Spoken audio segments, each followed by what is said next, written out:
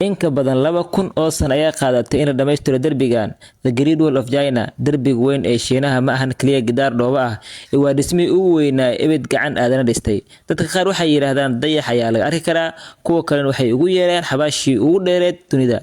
laakiin maxaad garanaysaa sirta dhabta ee ka dambaysa dhismaha dhererkiisu yahay 21,196 kilomitir. Maanta waxaan kashifaynaa sirta xaqiiqooyinka naxdinta ilyaabka leh. Fadlan akoonka subscribe dhe video like saar noona sii share garay mahadsanid. Sidee ku bilaabmay dhismaha derbigan weyn? Dhismaha derbiga ma bilaaban hal mar mana dhisin hal boqortooyo. Wuxuu bilaabmay qarnigii 7aad ee dhalashadii Nabi Ciise ka hor. Boqortooyin kala duwan ayaa bilaabay inay dhisaan derbiyo yaryar si ay isaga difaacaan weerarada reer guurayga waqooyi. laakiin qarnigii 3aad boqorkii arxandarada ah ee Qin Shi Huang ayaa isku xiray qaybihii kala duwanaa. boqorkan wuxuu amar ku bixiyay in la gubo dhammaan buugaagta taariikhda iyo aqoonta, isagoo rabay in dhismahan uu noqdo bilowga taariikh cusub. In ka badan 400 oo aqoon-yahano ayaa nolosha lagu aasay, isagoo ka cabsanaya inay ka soo horjeestaan dhismaha derbiga. sirta ka dhigtay in dhismahan sidan u adkaado waa bariis. bariiska la cuno. Miyaa rumaysan kartaa in derbigan uu istaagay qarniyo badan sababtoo ah bariis? Injineerada hore ee Shiinaha waxay ikhtiraaceen hab cajiib ah. waxay isku qaseen bariis la kariyay oo dhagdhag ah iyo laami ama sibirka dhagaxyo lagu dhajiyo. Maxaa dhacay marka? Bariiskii ayaa abuuray falgal kiimika ah oo ka dhigay dhismaha mid ka adag dhagax caadiga ah. xitaa dhirta iyo cawska kama dhex bixi karaan dildilaaca derbiga. waana sababta uu u taagan yahay iyadoo mashiino iyo tiknoolajiyad toona la isticmaalin. inkastoo uu yahay mucjiso, haddana derbigan weyn wuxuu leeyahay taariikh madow.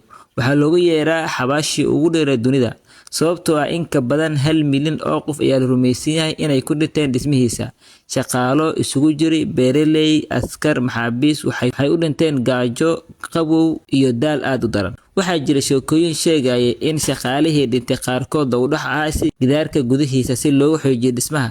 inkastoo cilmibaarayaashu ay hadda sheegeen in lagu ag aasay kaliya, ma qiyaasi kartaa derbi ku dhisnaa dhiigga iyo lafaha aadanaha? ma laga arki karaa dayaxa? inkastoo dad badan ay rumaysan yihiin, NASA waxay xaqiijisay in indhaha aadanaha lagu arki karin derbiga haddii aad dhulka baxdo. waxaa xitaa ka fudud in la arko garoomada diyaaradaha ama wadooyinka waaweyn. laakiin derbigan dushiisu waxaa ku yaalo muraayado loo isticmaali jiray qiiq iyo dab. haddii uu cadow yimaado, askartu waxay sheegi jireen qiiq kaasoo fariin gaarsiin jiray 500 oo mayl masaafo dhan muddo yar gudaheed.